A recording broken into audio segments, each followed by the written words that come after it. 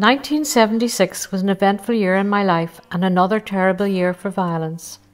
I was astounded when I checked out my usual source at Caen and discovered just how violent it was.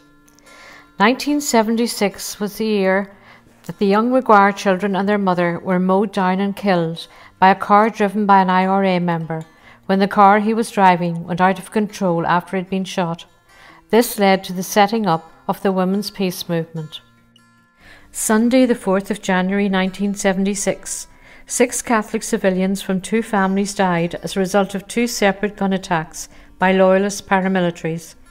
3 members of the same family, John Reevy 24, Brian Reevy 22 and Anthony Reevy 17, were shot at their home in Greyhillan, Whitecross, County Armagh.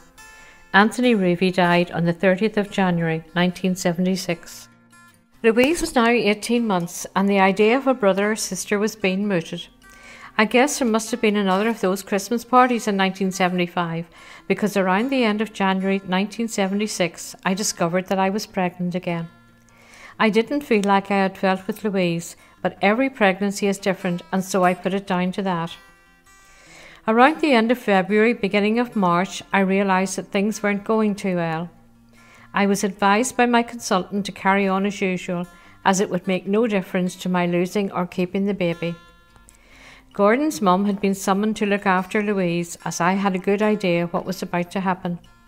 However, it got so bad that I was soon back in casualty, where I was told that I had already lost the baby. As it was very early in the pregnancy, it wasn't as traumatic this time as I had Louise and I hadn't felt pregnant from the start. After a small op, I was home the next day and back to normal fairly quickly. I don't think I have mentioned in much detail that Gordon was studying.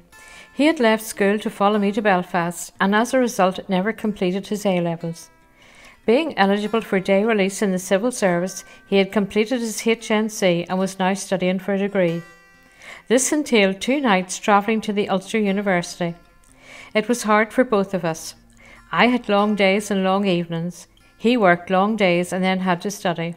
So a decision was made that we would start looking for a house back in Belfast, where I would be nearer friends and he'd have a shorter distance to travel.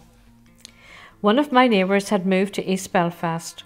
One day, while visiting her, we went for a walk along the Upper Newtonards Road. We passed by parks, gardens and avenues, all with period-style houses built in the late 20s, and I knew this was where I wanted to live. My friend also had a daughter slightly older than Louise, and as a result we got the hand-me-downs. I wasn't proud as we were living on one salary and every little bit helped. A visit to my friend resulted in a new wardrobe for Louise. I found out I was pregnant again in July. On a lovely summer day in the garden of my home in Rostrevor, I told my mum. I told her I was very apprehensive after what had happened and hadn't said anything to the family. But it was out now and everyone seemed happy. Compared to my pregnancy with Louise, this was a doddle. Thanks, Paul. No morning sickness and he was the right way up. 1976 was one of the hottest summers on record. Days of glorious sunshine with no rain.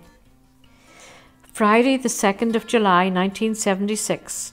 6 civilians, 5 Protestant and 1 Catholic, died as a result of a loyalist paramilitary attack on the Ramble Inn near Antrim. The attack was carried out because the public house was owned by Catholics. In the meantime, I was following up on houses in Belfast, and in September of 76 saw a house that looked promising in East Belfast. We went to visit, and though it needed a lot of work, we could see the potential, and the proximity to Gordon's work at veterinary research made it ideal.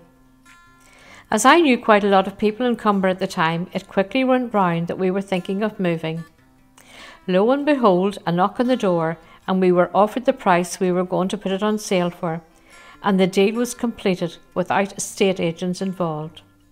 We were able to proceed with our dream house, knowing that our own house was sold. I woke up on the morning of the move. It was early December. The temperature outside was -10 and the frost was thick on the ground. I was 6 months pregnant and I thought to myself, I don't want to go. I was warm and cosy and I knew what the day had in prospect. However, I roused myself and got on with the move. With the help of my brothers, we got moved. To say the new house was freezing was an understatement. There was no heating and only a coal fire, which took a lot of coaxing to light. The kitchen was sparse with a sink and draining board at one end. It was filthy into the bargain, and though heavily pregnant, I got down to a deep clean. Bear in mind that the temperature was still hovering around -10. We had bought 3 storage heaters from an advert in the Belfast Telegraph. They were in Ballymena. I don't think we realised how heavy they were. The ice actually helped as they slid across it. However, they didn't work. It was 3 weeks before they worked, and Christmas was cold that year. A year of very contrasting temperatures. Saturday, the 25th of December 1976, the Irish Republican Army held a 3-day ceasefire over the Christmas period from the 25th to the 27th of December 1976. If you enjoyed this video, please remember to like it, post a comment and share it with your friends. You can also subscribe for free to my YouTube channel to be informed of future episodes. Thank you.